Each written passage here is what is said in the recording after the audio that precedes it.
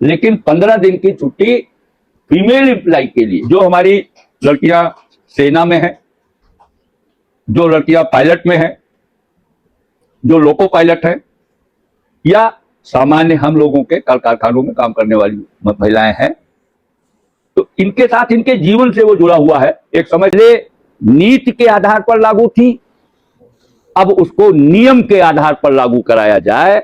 मांग तो हमारी 5 दिन की है, लेकिन कम से कम 3 दिन उनको दिया जाए। इसके लिए हम लोग 3 दिन का उनको मेंस्ट्रुएशन लीव उनको दी जाए। इसकी लड़ाई हम लोग लड़ेंगे। सुप्रीम कोर्ट में मामला गया था, 2 राज्यों ने इसको दे भी दिया, एक बिहार ने दे दिया, एक कर्नाटका ने दे दिया, लेकिन उन्होंने एक दिन का दिया। ये अन्याय है। खाना देंगे तो कुत्ते की तरह एक कौर तोड़ करके रोटी फेंक देंगे, ये नहीं ठीक है। खाना दो तो नीति और न्याय के आधार पर। छुट्टी देना है तो 3 दिन दो, 1 दिन का उसका कोई औचित्य नहीं है। लेकिन सुप्रीम कोर्ट में मामला गया था, ये सुप्रीम कोर्ट ने इस पर कानून बनाने से मना किया। ये कहा कि अगर हम ऐसा कर देंगे तो फिर लड़कियों की और महिलाओं की नौकरी में, प्राइवेट सेक्टर और सब, वो नौकरी में ही नहीं लेंगे कि भाई महीने में 3 दिन छुट्टी देना पड़ेगा। तो लेकिन पेरेंट केयर लीव का कंसेप्ट कम से कम एक 15 दिन का साल भर में रखा जाए। हम मांगेंगे तो ज्यादा, लेकिन 15 दिन की छुट्टी फीमेल एम्प्लाई के लिए, सरकारी कर्मचारी पर माता पिता या सास ससुर की देखभाल अनिवार्यता है। इसके लिए कानून बना हुआ है। सीनियर सिटीजन एक्ट लेकर के सरकार आई, जो सरकारी कर्मचारियों पर बाध्यता है। अगर ऐसा है तो बूढ़े सास ससुर हैं या बूढ़े माँ बाप हैं, जैसे जैसे उनका बुढ़ापा बढ़ता है, अन्य बीमारी है, वो ड्यूटी पर चलने लगी है, पता चला कि वो मूर्छित हो रहे हैं, तो ऐसे पल सास ससुर के लिए, माँ बाप के लिए देखभाल करना, कि जब भी उनके साल में उनके लिए, अब एक प्रस्ताव आया कि भाई 45 दिन का छुट्टी साल भर में किया जाए।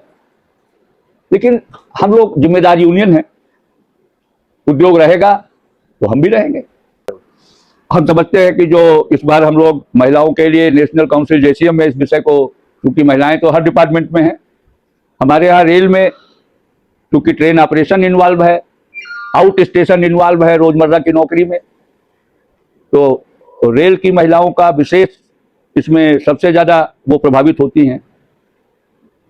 तो कुछ चीजें तो हम अपने यूनियन और फेडरेशन के बलबूते हासिल कर चुके हैं, जिसमें ऐसी कुछ कैटेगरीज हैं, चाहे वो ट्रैक मेंटेनर में है या किसी भी कैटेगरी में है, उनको 1 टाइम ऑप्शन दे करके हम लोगों ने इस पर सहमति पाली कि अगर वो कैटेगरी चेंज के लिए अपनी दरखास्त देती हैं, जो जिस जगह है वहाँ कोई कैटेगरी सीधे भर्ती की पद खाली है अगर, तो उसमें उनको उस कैटेगरी उनकी बदल दी जाए।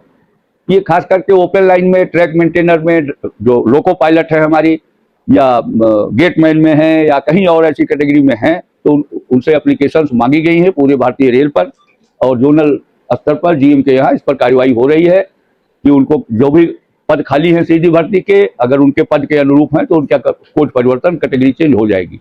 अभी इस पे कमीशन में आपने कहा है, तो 3-4 बुनियादी चीजों की मांग हम लोगों ने उठाई है। एक तो ये कि जो चाइल्ड केयर लीव है, ये तो जाति की है। 7वें वेतन आयोग ने कि भाई उनका दूसरे साल में 80% कर दिया वेतन, अगर वो जो सेकेंड ईयर में जब वो लेंगी उसको।